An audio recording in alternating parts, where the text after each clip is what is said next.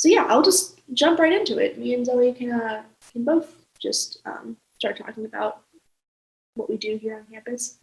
Um, so yeah, we're gonna talk to you guys about both the Globe, which is our student-run independent newspaper on campus, as well as the Point Park News Service, which is our fully online wire news service that runs out of the Center for Media Innovation.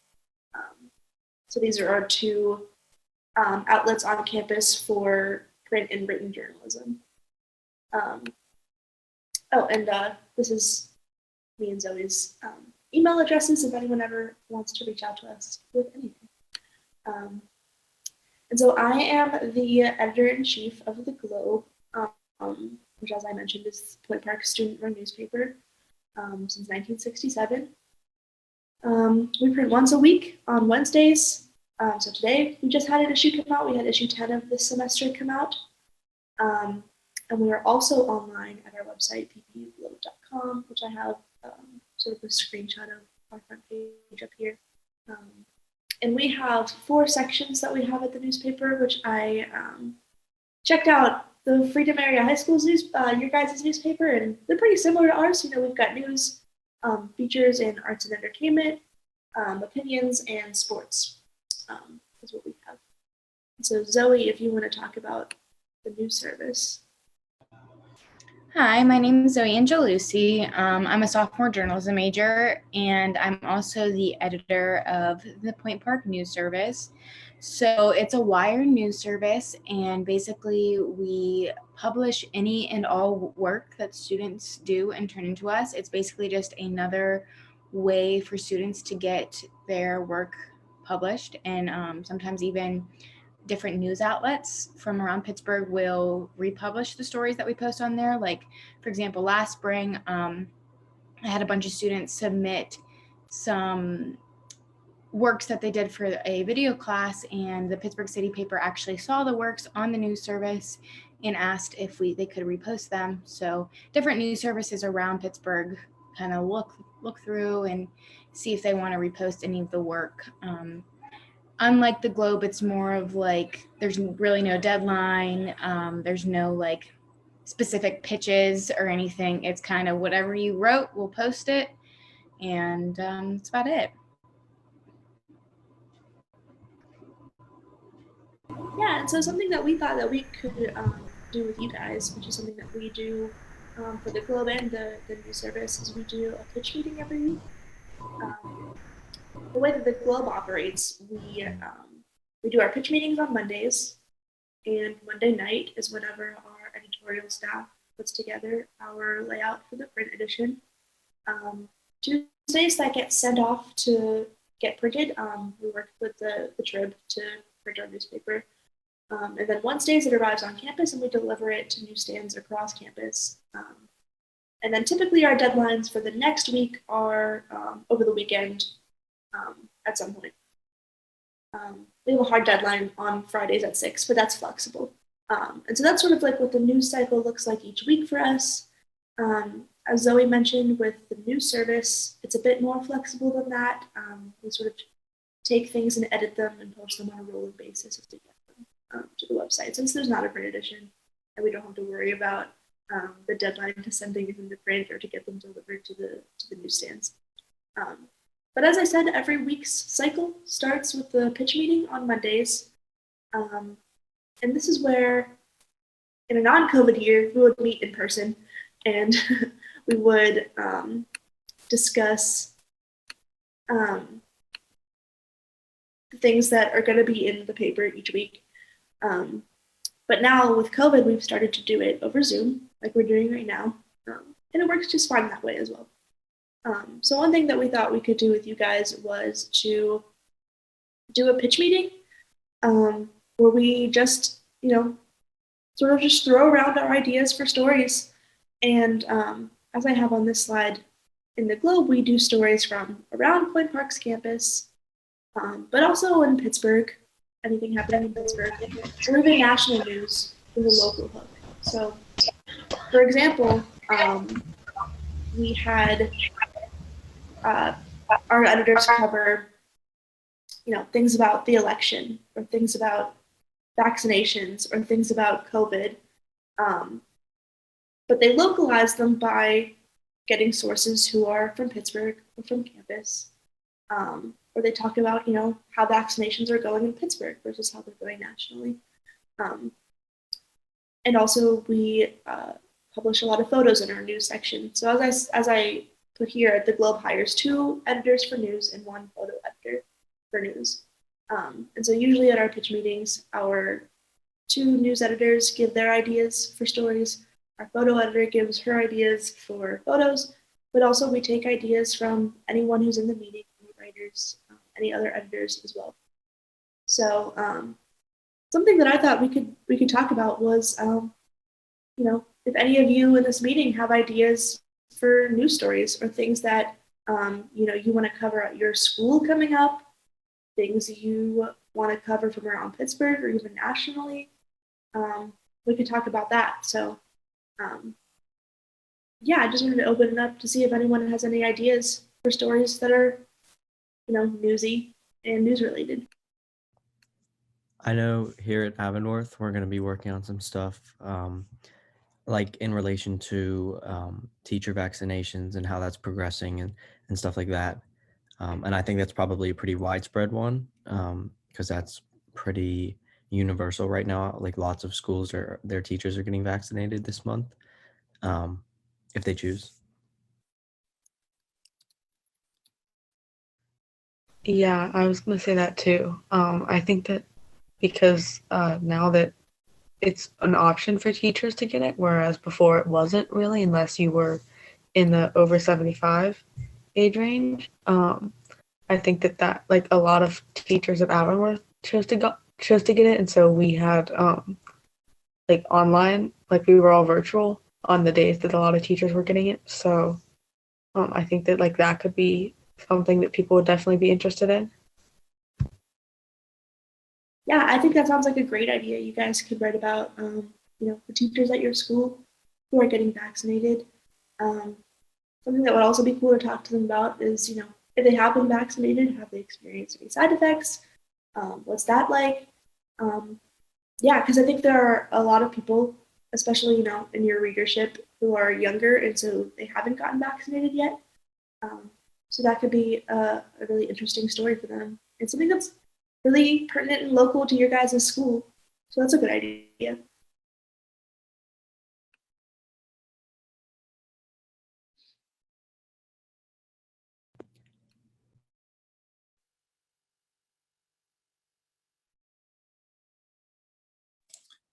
This isn't really as much of a pitch as more of like a, trying to find the local hook situation, because a lot of my students will obviously gravitate towards some of the national headlines and the national news and when I cover those things. And it's always been a big push for me, at least, like localize that story or whatever.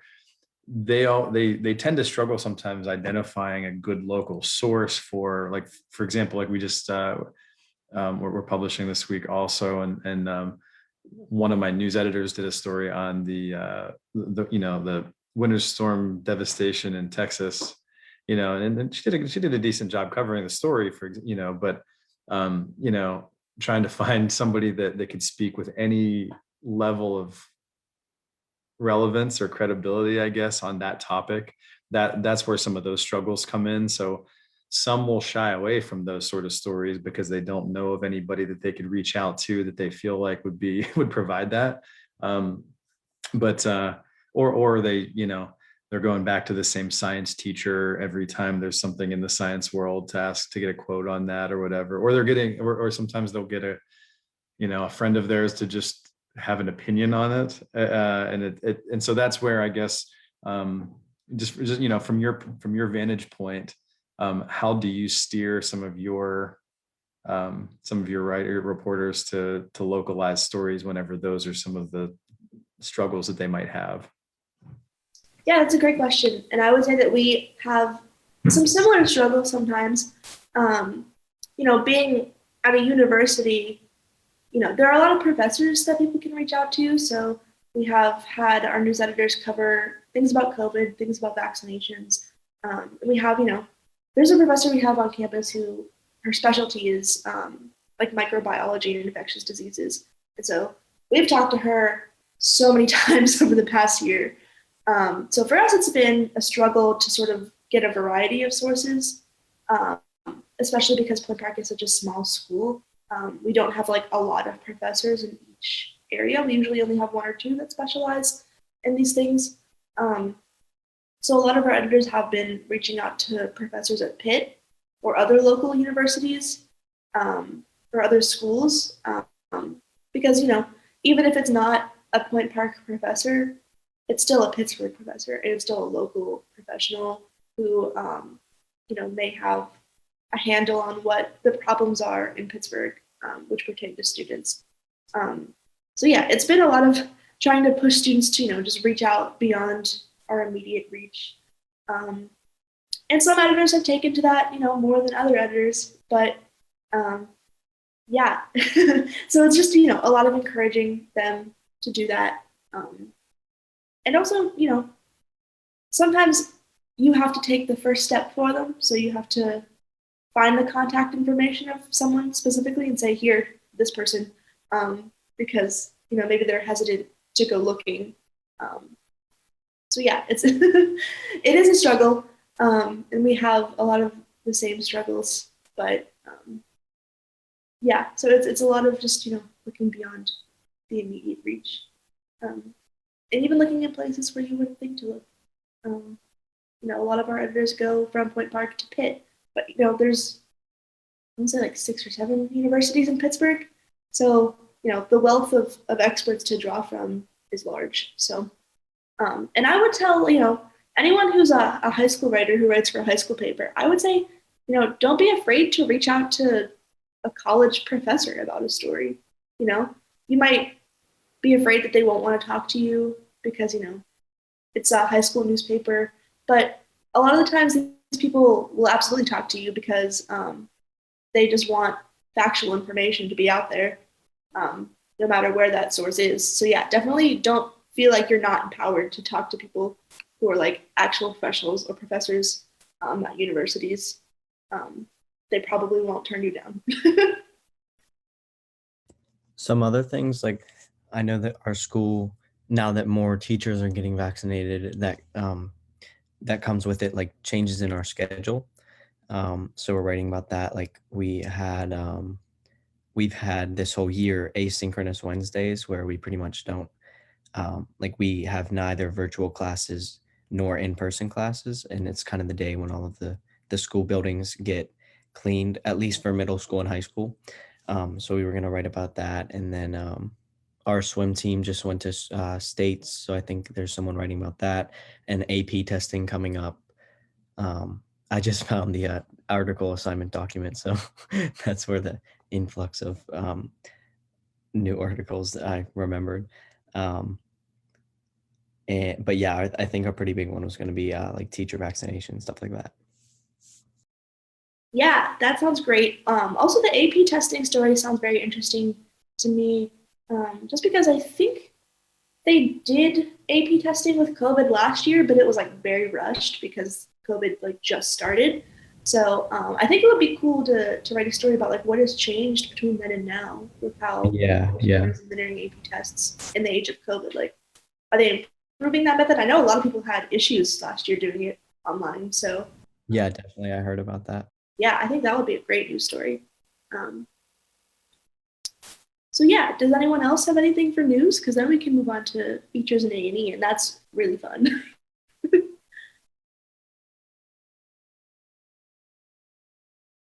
Zoe, do you have anything that would be good in like the news service? Well, kind of like how, like when we were talking about how to get it more localized, a lot of times just what I find is it can be national news, but then, for example, we could get a Point Park person's advice or expertise on it. So if it's like a big health issue, a lot of times we would go to Point Park's nurse and health counseling and just kind of get her perspective on it and see what she thinks about it. And that would kind of localize it a little bit more. Would you agree, Jordyn? Yeah, definitely. Yeah, and even for the news service, people have reached out to, experts at UPMC or Highmark in Pittsburgh, because those are like the big, healthcare networks here. Yeah, those are also very good ideas to localize national stories. I would say that the news service, we localize them. We don't usually like super localize them like we do in the Globe, because in the Globe we try to get that Point Park hook, so it's like super local, super pertinent to campus. The news service is a bit more flexible with that because it is a wired service, and because we, I know with the news service, we publish a lot of it doesn't just kind of the greater Pittsburgh area. Like we had someone write a story about some Butler County radio host, and that was good enough. We just still posted that, just not as hyper local as what the Globe would need. Yeah, because it also serves, as a wire service, so local outlets will look through that to publish things. So I think we try to like cast a wider net for news service and provide a wider array of content for your area than we do for the Globe. But also, at the Globe, we've also been publishing City of Pittsburgh news and localized national stories, just because I think this year we've all seen that national stories and national news can affect our daily and personal lives a lot, and so that's definitely become something that we've done more often. And also, Point Park is a very downtown urban campus. Like, it's in the middle of downtown Pittsburgh, so any news happening around downtown is something that's also bound to affect students and faculty as well. So yeah, I would say at the Globe, we've definitely broadened our scope a little bit, especially in this past year. But yeah, for the pitch meeting part, we can move on to features in A&E, and I can talk a little bit about that. As I'm sure you guys know, feature stories are typically, they're typically like news stories, and they have a newsy element to them, but they can be longer, they can be more in depth, and they can focus, instead of, on a specific event or something that happened, they can focus, they can profile a specific person, or they can focus more on like an overarching cultural happening or phenomenon. And so at the Globe, we have 2 section editors for this section and 1 photo editor. And we also include A&E, or arts and entertainment, in this section as well. So we publish a lot of movie, music, book, concert, TV show, video game, and I forgot food reviews in our A&E section as well. And those can be really fun to write and really fun to pitch as well. So yeah, I don't know if you guys have any ideas for, featuresy content that's going on at your school, or A&E content. I know you mentioned that there's a musical coming up. So, if someone goes, I don't know what musical it is, but, a review of that could be cool for you guys' paper. But yeah.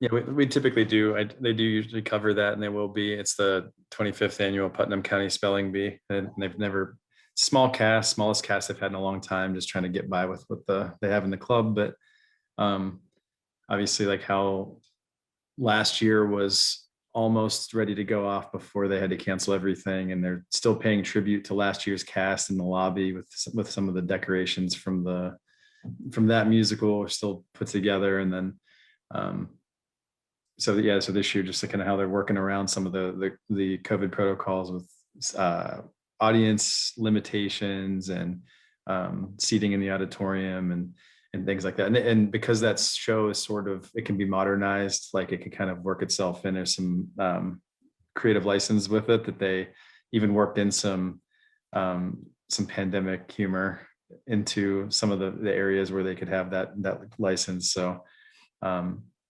I think that will be a very fun one, and sort of kind of easy one to cover, I think, for the staff. Yeah, we here Point Park is like a big art school. We have a whole school. It's just Conservatory of Performing Arts, and they put on a lot of shows and a lot of virtual shows this year, a lot of dance shows. So sometimes we have content, talking about those shows, which is always a really great thing for us. We love to showcase students' from all over the university. So being able to like write about their productions is really cool. And it also gives them a little bit of promotion. So that's something that we really like to review at Point Park, especially because it's very accessible.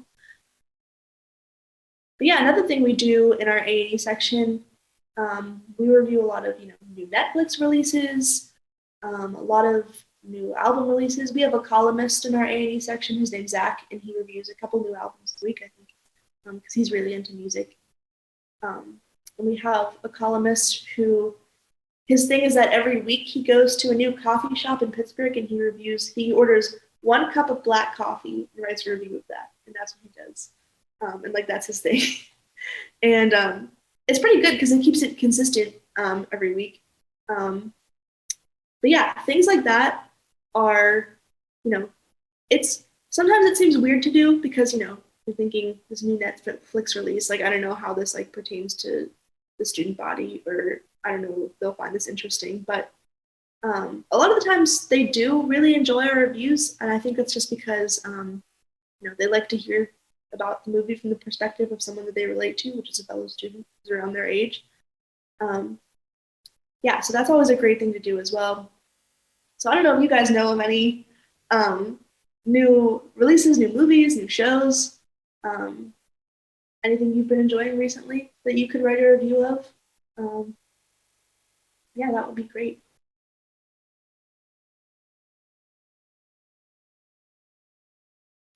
We don't publish a lot of A&E content on the news service, I would say. We don't have a ton of that content either, but we could, like, we also have our musical coming up, so like that's definitely an option. Or like, this isn't necessarily A&E content, it relates to it. Like, you could have a story on kind of like movie theaters returning and stuff like that, like the things that were really affected by the pandemic kind of coming back to life now. Yeah, that's a great one. We had someone at the start of COVID, not at the start, but like maybe like towards the middle. They wrote about how like drive-in theaters were coming back because of the pandemic, because we could go to a drive-in theater and like socially distance and watch a movie, which was really interesting.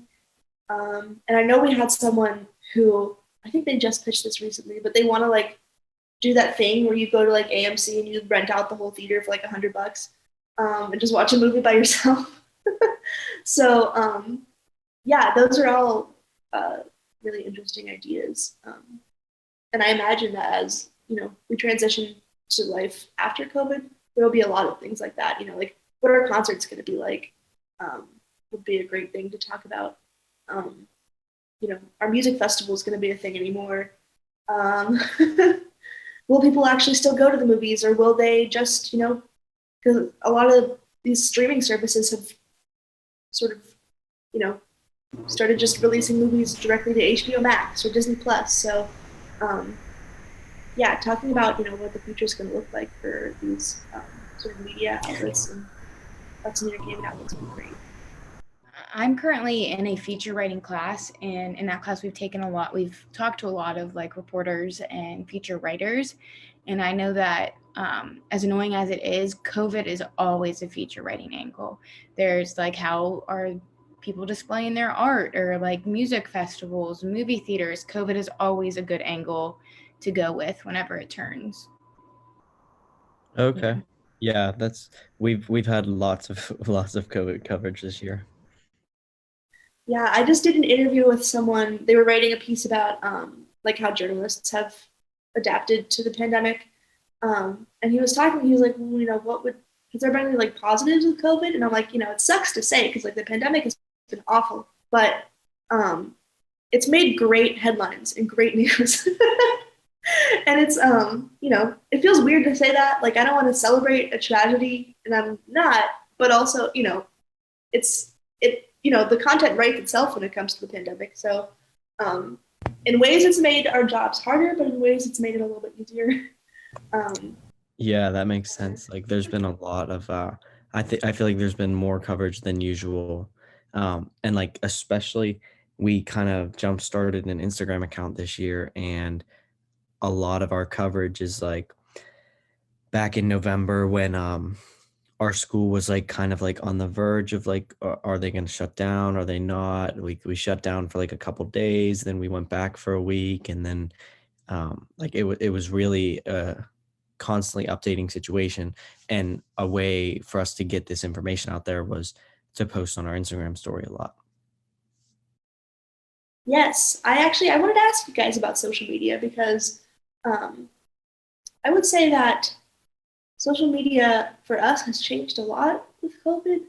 Um, in the past, we really only posted, once a week and said, hey, the paper's out this week, go give it a read because a lot of our readership was in print because, students would just be going to class and they would see the Globe on the newsstand. They would just pick it up on their way there because it was convenient.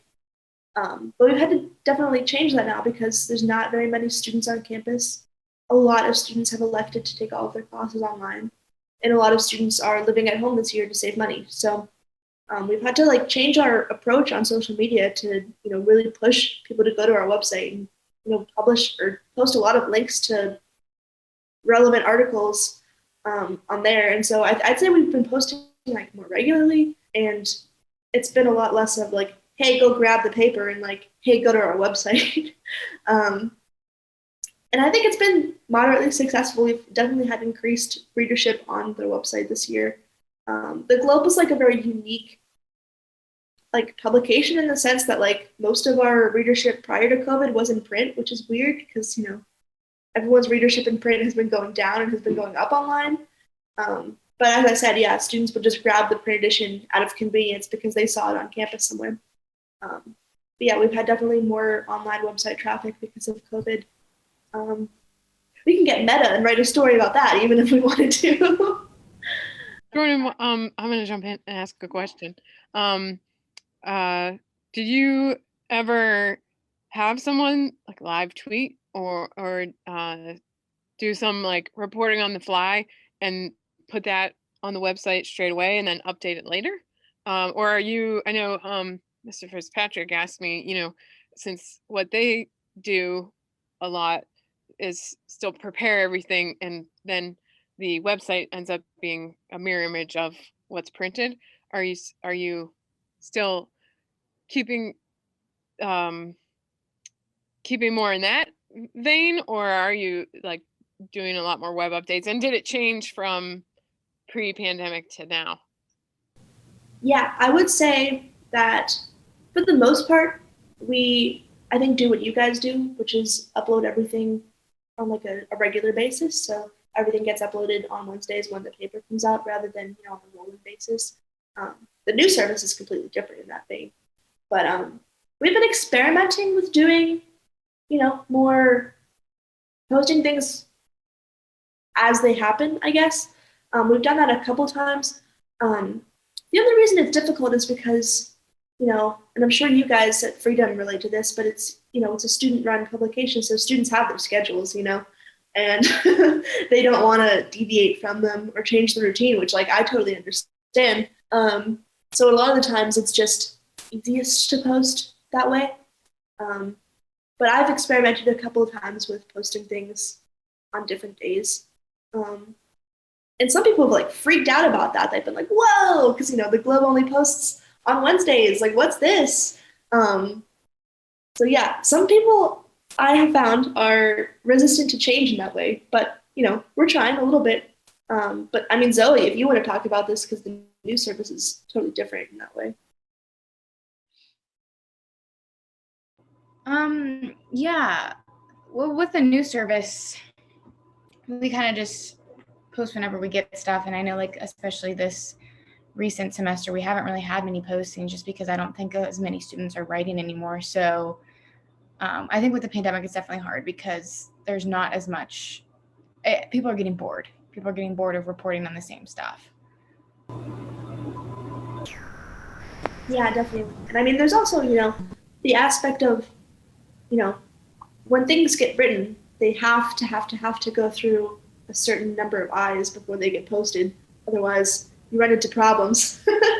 So it can be a lot to coordinate to publish things on a rolling basis and to make sure that there are enough people who are available to read this thing, fact check it, and copy edit it.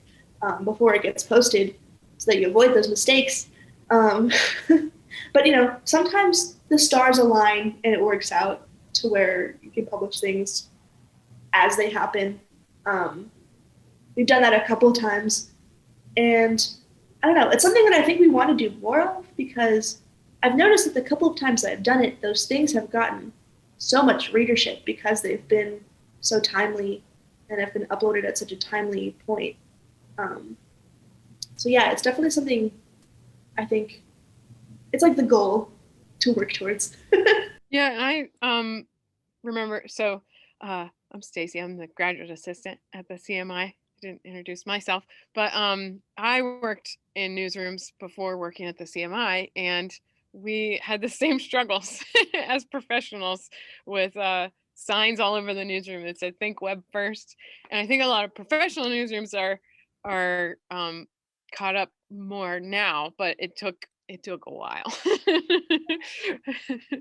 And And it's good, like you're mentioning, Jordyn, that you still want everything to go through the editing process, and as students, you're still learning.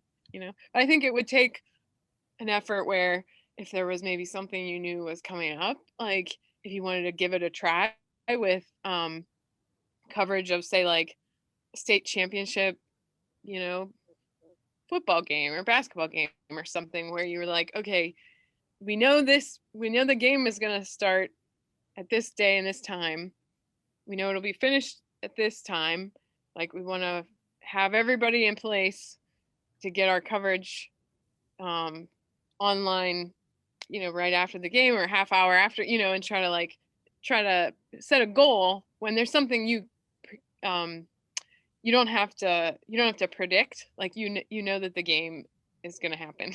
Yeah, but if it was something like a breaking news, like a tornado or something, like that would be a lot harder, a lot harder to do as students. Like you mentioned, Jordyn, you're on your schedule, um, you know, and you you can't, you know, you want to encourage learning, but also be realistic about it. So I think there's a balance, like you mentioned. So. Yeah. And I think there's room to do more of that, especially post COVID, because I think part of the reason why we haven't done a lot of it before is because the Globe has just been so popular in print. But now after COVID, I'm anticipating that it will have more online popularity. So, I think that there's room for us to grow and maybe have an online team, and it's their job to post things on a rolling basis and be available for editing while there's a team that works in the print edition. I think that would be cool in the future. There's room for that kind of growth, especially post-COVID. So I guess there's another COVID advantage is that we're learning about online media. How that's about go ahead.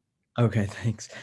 That's similar to like Avonworth, where last year we really didn't have, or at least my impression was that we really didn't have that big of a online presence. Like we would have some articles that would go out every once in a while, but like I know that last year, like I didn't really even know that we had a website. And I wasn't that involved in it last year. But like this year, I know that we have like our website is used pretty frequently, and definitely has experienced a lot more um, growth with kind of how easy it is to use, as opposed to like waiting until a print issue, where things are kind of irrelevant by that time. Um, but we also have had no print issues this year, um, which in the past we've usually had 3 or 4 print issues a year. So it'd be like a quarterly Avon News issue. And this year we've actually had a lot more because since we haven't had it printed, I think it's easier to get it just posted as a PDF as opposed to kind of sending it out, waiting for it. We also have a budget, so like we can only print so many times without going over budget. So I think that's definitely a big aspect too. And now making it a PDF, it's uh, does not really have a cost to it. We're going to talk more about social media next week with our next session. Tune in then. But Zoey and Jordyn, since Matt mentioned that they use Instagram, do you have any tips?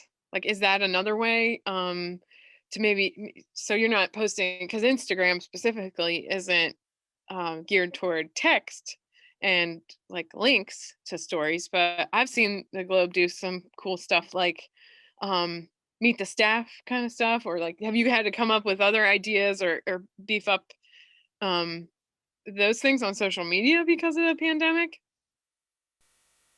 Yeah, I think so. I mean, Instagram, like you said, is tricky because like you can't really link to things on Instagram either. Like they make it really difficult to do that.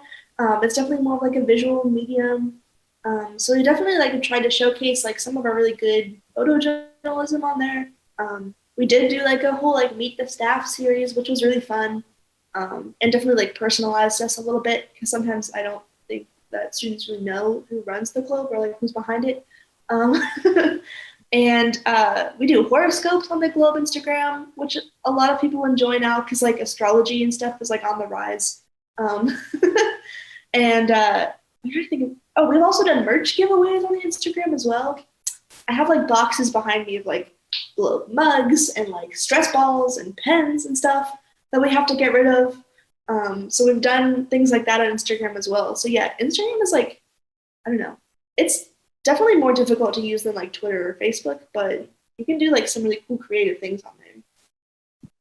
Yeah, I love all those ideas. I think that and most of those things are never things you would put in the paper. Never things you would use up this precious printed space to do. And yeah, you're able to do that using Instagram instead. So it's pretty cool. Yeah. Well, I'll stop asking questions and I'll let you keep going, Jordyn. Instagram's like it's like the fun sibling, like so you can be like creative like visually and stuff on there, and it doesn't always have to be so like, I don't know. Twitter is, a lot of people go to Twitter like for their news, so we try to keep it more like newsy, and we like live tweet things on Twitter, but Instagram can be more fun, I think. So yeah, we definitely have a lot of fun with Instagram. But yeah, we can do some pitches now for the opinion section if we want to, because that's really fun. The opinion section is fun. Mostly because I don't want to say it takes less work to write an opinions piece, because I don't want to like knock on anyone who does opinions pieces. It can be a lot of work. You should always include like statistics and research in your opinions pieces and editorials. But I don't know, you can also include your opinion, which is something that we try not to do in news, in more objective sections. So yeah, in our opinion section, we usually we keep it to things that are usually political or cultural. Sometimes the lines can blur a little bit between opinions and A&E, especially if you're reviewing things. So we try to be very cognizant of that. But yeah, I don't know if anyone has any ideas for editorials or opinions pieces that you guys have been working on.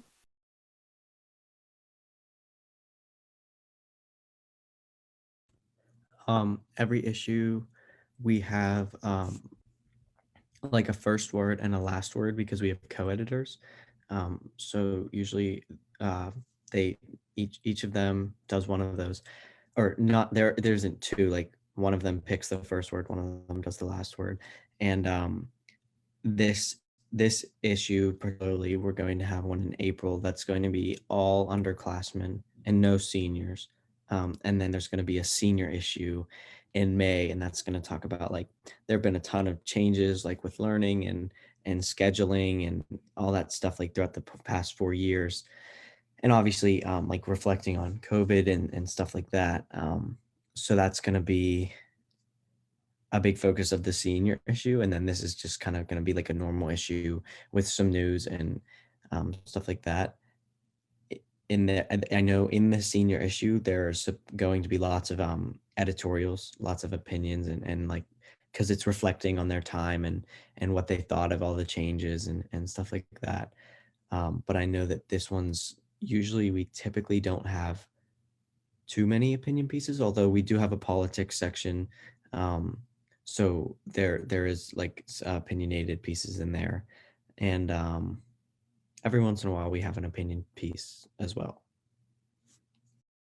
Yeah, we do. I would say some similar things. I mean, usually our last issue of the year is when we have, sort of our senior staff members give like their little farewells. And it's always super sad, but like really nice. And it's a really nice section for them to be able to do that. Um, I write letters from the editor, usually at the start of the year, or start of the semesters, end of the semesters, or anytime anything super newsworthy that has a lot of students fired up or worried happens. Um, we have like the editorial team hop in as like a voice of reason, a voice of guidance for the student body.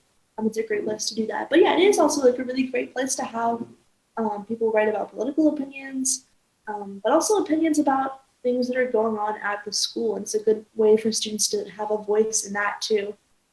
Because, sometimes, and this happens with every school, the administration will make a decision that people don't agree with or they're not happy about. And the opinion section of our newspaper is a really great place for students to be able to talk about their opinions, and talk about how certain things make them feel.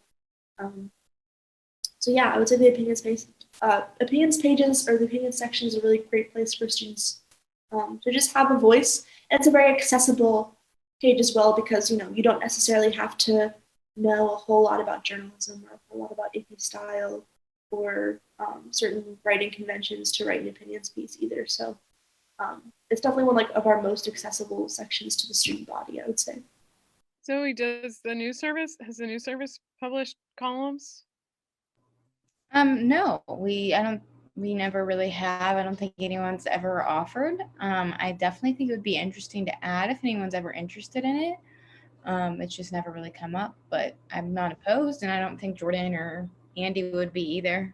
Mm-hmm.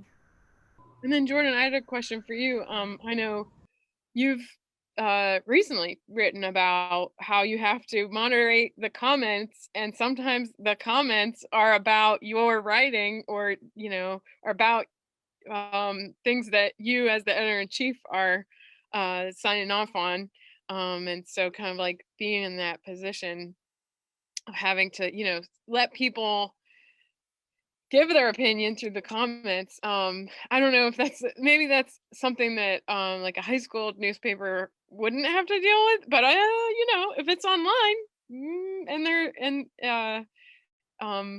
they're posting things on Facebook and getting comments or posting things on other platforms where people can add comments.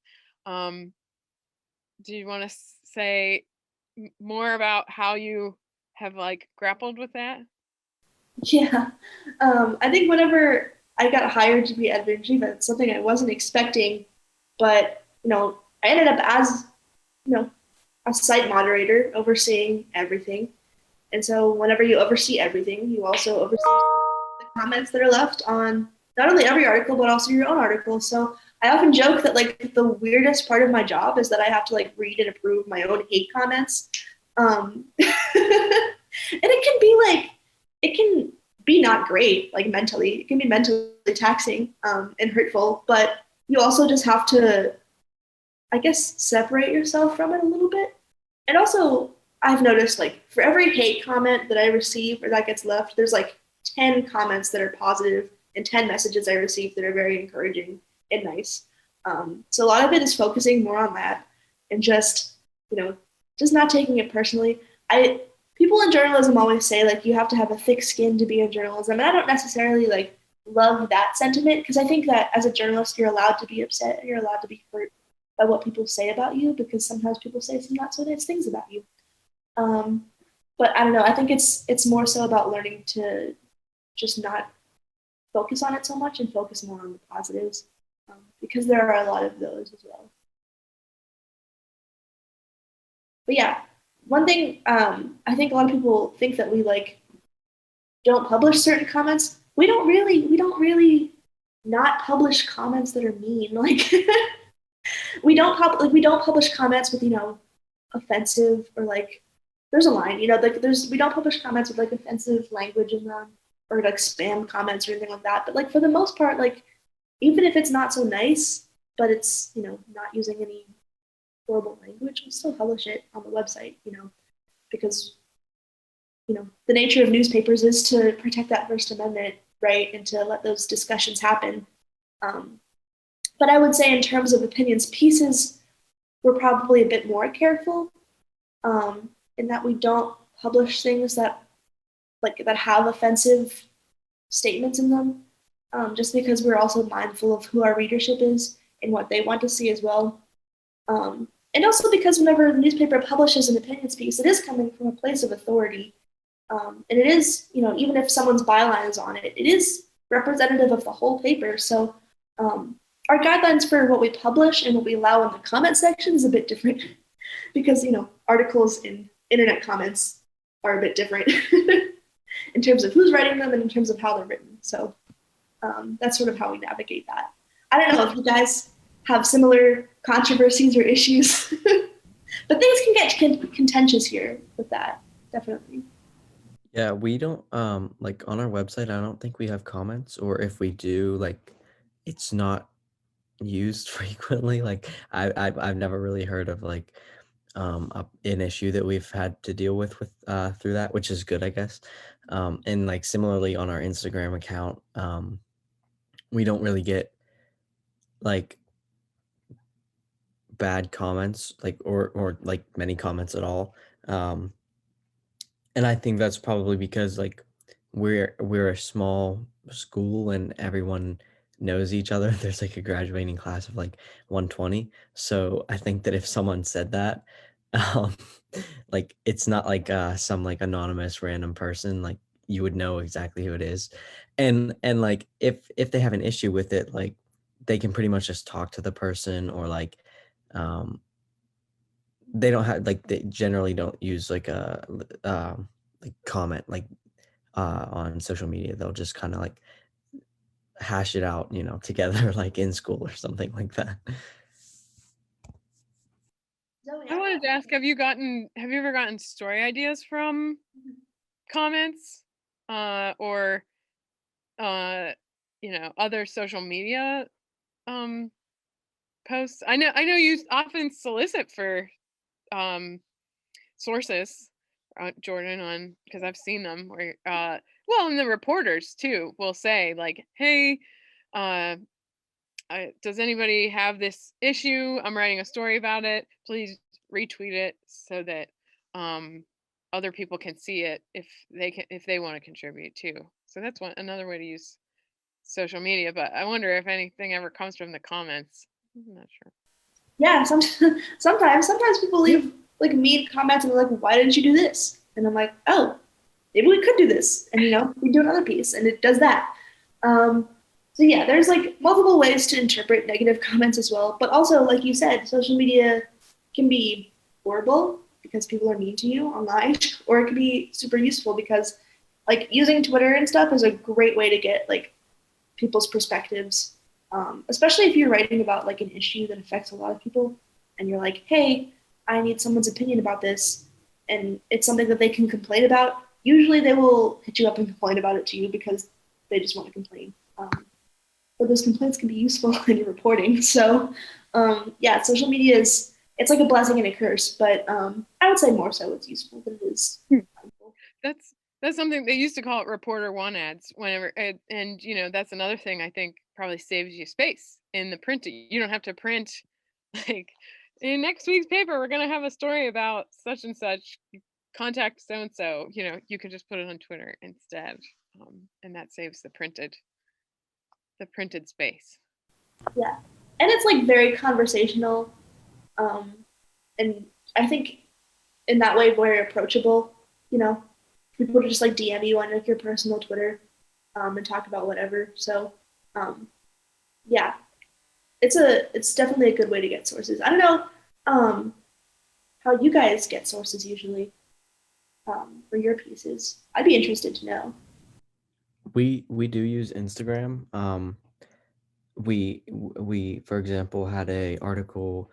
One of the seniors did an article on vaccination, not like teacher vaccination, but when it was first coming out, and it was very new back in like December, January. and we ran a poll on our Instagram. We actually got a really good response. We got probably 75 responses, which for having like 530 followers or something. And like last year, our Instagram had like 90, 90 followers, 93 followers. And this year we've grown to like 530. So which that's really, really helpful, especially when you get like 75 responses from students that you can use in your article. And now you're not using statistics that affect very general populations, but you're getting statistics that are straight from the Avonworth community. And like we got responses from like parents and stuff like that. And we only used pretty much like student votes, so it was a little bit less than 75, but it was still up there, especially considering the size of our school. So that was really helpful. I think the poll was would you get vaccinated, and it was yes or no, and then like the next slide was like describe why you said yes or no. And we had very varying answers, and there in the article, like the senior was able to address pretty much everything that everyone said. So she was very comprehensive in the sense that she, like, it's some things that she may not have thought of, they were brought up by people in the poll. That's great. Polls can be like super useful like that, especially because like, you know, we have to cover a lot of issues where we have to like talk to the administration about a thing. And we're like, you know, students are saying that they're having problems with this. And the administration will say, well, we don't know about that. No one's asked us about that. Sorry, you know. And so then what we can do is we can go talk to those students or put out a poll and say, have you experienced problems with this? Tell us more about that. And then we can take that information back to the administration and say, here you go. You know, we kind of did your job for you. But, you know, that sort of, I don't say forces a response out of them, but, you know, it makes them more responsive whenever we can bring actual examples of problems that students are experiencing to them. Yeah, that makes sense.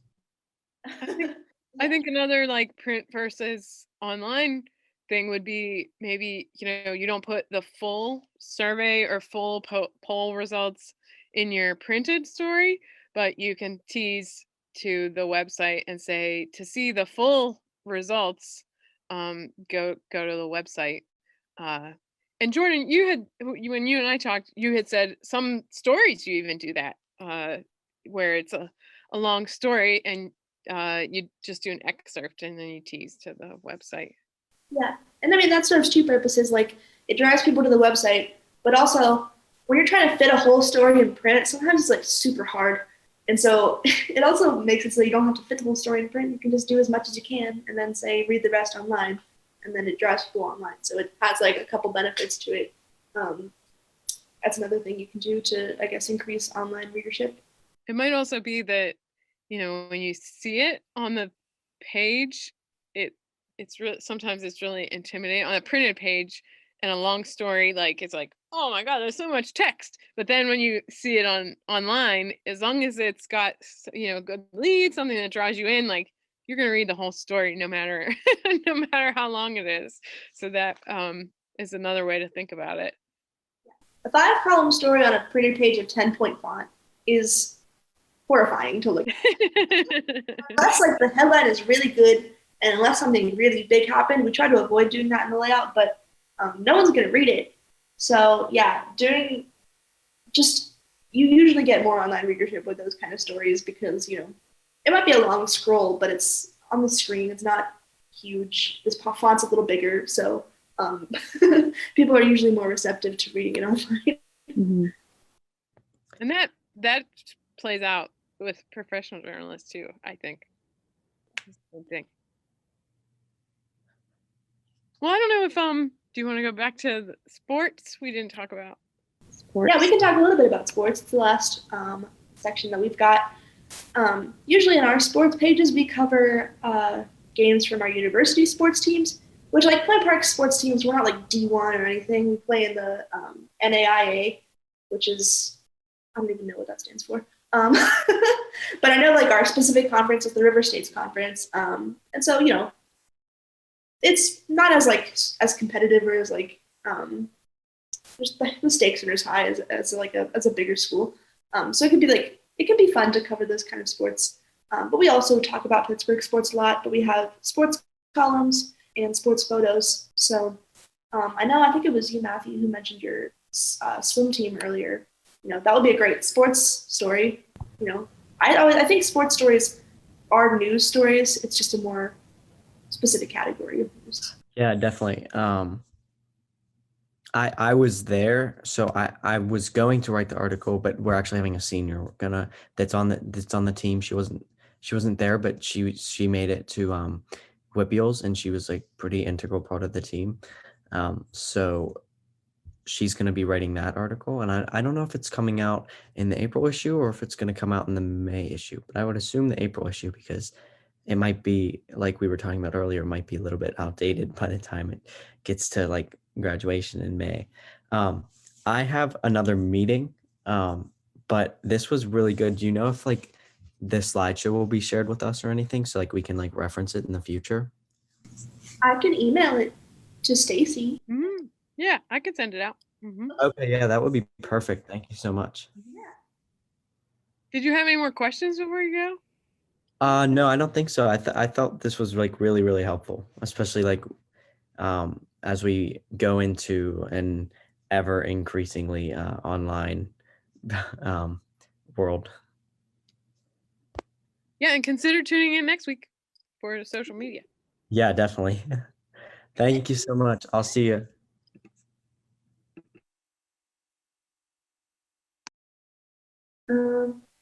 I guess we could just, if anyone has any lingering questions.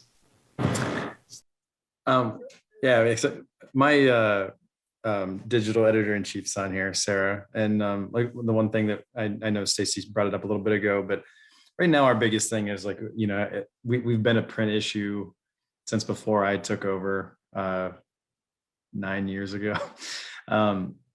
And we've been trying to bulk up our digital presence, and we know that a lot of places are going digital first or whatever. One of our challenges as a staff is that the same 20 students produce the yearbook, produce the print edition, contribute to the digital. So when our pitch meetings are monthly, and it goes, everything goes through a 5-cycle editing rotation or whatever, and it's always a challenge because monthly is great, but a lot of stuff comes up in the interim. The problem is, I think, grading and like school requirements of it, because when everybody has to write a story every month, they pitch a story that they think most of the time will fit within the confines of that print schedule, because it goes through everything or whatever. Or they'll get extensions on that, and then it'll get edited and stuff right before the print deadline or whatever. And then because they have yearbook requirements as well on top of everything else, very few are willing and sometimes even able to take on additional stories that might not fit within the confines of like that print structure. And so some of those stories that might just be perfect time-wise to go straight to digital because it's not fitting right then, breaking news or whatever else that comes out. There aren't as many that are just jumping up and saying, Nick, yeah, like give me more work, even though I'm only required for this class to write one per month. And so my question, I guess, was going to be like, so we require 450 words per story, and that's like the print, whatever. And actually that goes both ways. Do you, I know like it's easier to digest news and shorter, whatever, especially for digital. Like, do you have, requirements along those lines, or like are there ways that you're like, okay, let's take the bite-sized stories and keep those mostly digital? Or like, I guess that's where we're looking. We're trying to figure out a way to make digital more, I guess less a mirror for our print edition and more of like some like new and interesting content that will drive people straight there. Yeah, we have our guidelines are just 500 words minimum, and 3 live sources per news article. And I think that stands for features in sports as well. But like things like opinions and A&E don't really need live sources. But we also have people can write a brief, which is less than 500 words and less than 3 live sources. But when we put that in print, we just mark it as a brief rather than a full article. But I think that ways that we've sort of worked to overcome having the print and the online be so much the same is that, like, you're right, students get stuck in trying to write, they try to write to the medium. So they try to write with print in mind. And they take on stories that they think that they can do in a week and that they think would be good in print. And they get sort of stuck in that way of thinking. And so that's, what makes the print edition and the online edition look the same, is because this article was clearly written with print in mind, and we just upload it to the website. We've been trying to break away from that. And I've been trying to encourage writers, don't get so stuck in this weekly deadline. This is for print. This is what I can do, and just write what you want to write. And, if you take on a topic and, you think it's going to take a couple weeks to do, and, you think maybe it needs 5 sources, maybe it needs 6 instead of 3, then go ahead and do that and take your time with it. You think it's going to be 1,200 words, which is super long for print. That's fine. That can go online. And also, our section editors get so stuck in, every week we need 3 stories for this section, we need 4 stories for this section, and I try to encourage them, don't just write to fill this quota of the amount of stories that we need. Write what you want to write and write how often you want to write. And, if we have too much one week, then we'll publish what doesn't get put in print online. And so there will be online exclusive content that happens sometimes, which is really cool. If we don't have enough for print one week, then we'll include more photos and have a whole photo gallery in print, because people love to look at pretty pictures. So I think COVID has helped expedite this process of making people think creatively about the newspaper instead of getting into such strict confines and such strict boxes. So I guess that's what I would say is and I know it's hard with school because they have a requirement for grading where they have to write a piece, and sometimes we have that as well. But yeah, just be write whatever you want, don't write because we have to fill a specific number in print or because you think that this would be good in print. If you go online, that's fine. Do you still call it a news hole, Jordyn? That's what we would say. Fill the news hole, which is the page, the printed page is the news hole that you need to fill. But with the web, there's no such thing. Yeah. And it's I don't know. I think that's part of why we haven't switched more fully to online, is because we want to stick with print and have people develop those skills, because it's so hard to do a layout and to fit everything perfectly, but it's also very satisfying when you do. So we don't want people to not ever learn those skills because they are very valuable. But yeah, that is definitely a very unique print problem, is that we have to meet a specific number of articles, or else we aren't going to have there's going to be this weird empty space, and we don't want that. It's going to look awful. Whereas on the website, you don't have to worry about that as much. So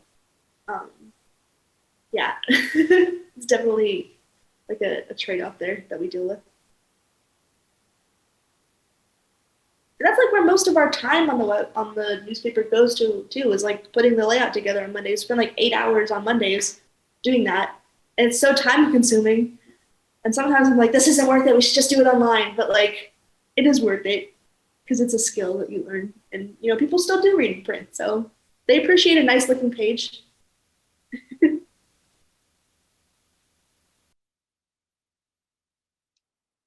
you have any other questions, Mr. Fitzpatrick?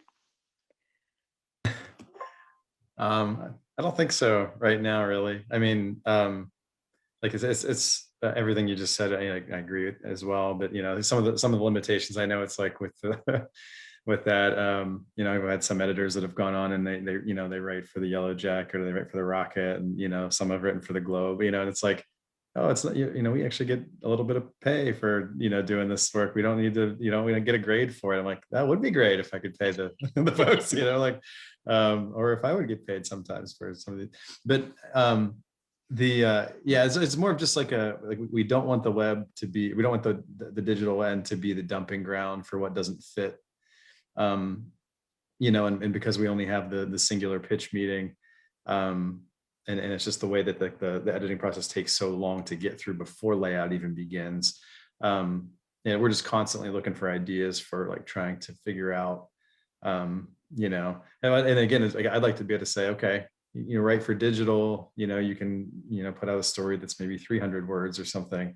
But then it's like, that's not, from a grading standpoint, which is again, a pitfall that maybe you don't have to worry about nearly as much as, okay, well, that's not fair to the student that wrote 450 words and they, labored over that. And it went through 5 rounds of edits instead of maybe 2, or whatever. So just, any sort of, any of those things are always sort of on my radar to try to kind of move in that direction. Like we used to, the website was just like something that the editor would just put like, kind of keep up to date for a long time. And then we started to made an editor-in-chief for the digital arm of things, and just tried to bulk it up that way by raising the level of importance by putting staff on it, but we don't have enough staff to have section editors for digital and print and yearbook.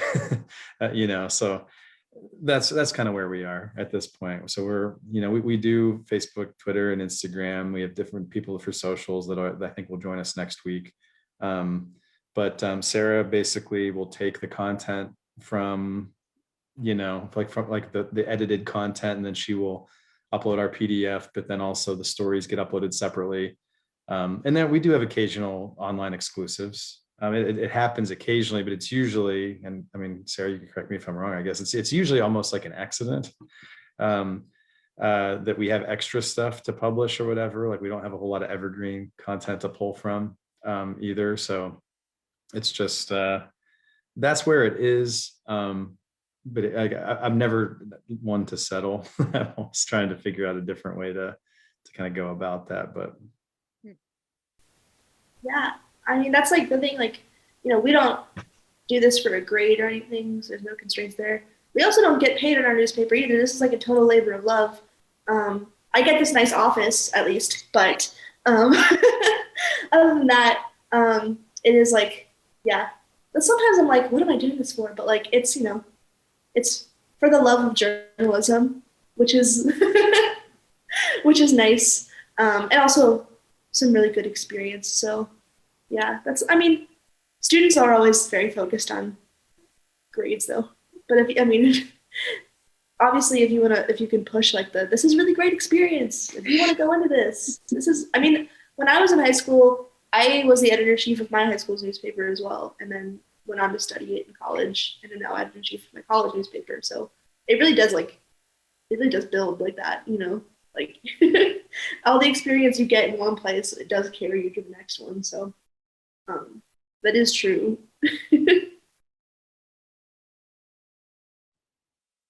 Well, I think that's a good note to end on.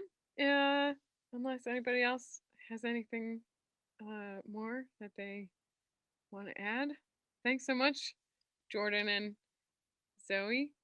Appreciate you taking your time to do this, and I hope that it seems like the students got a lot out of it, and you as well, Mr. Fitzpatrick. And we'll have this on YouTube, and it will be available on our Facebook page, since we're live streaming now. Once the live stream is over, it'll be available there. But thanks to everybody.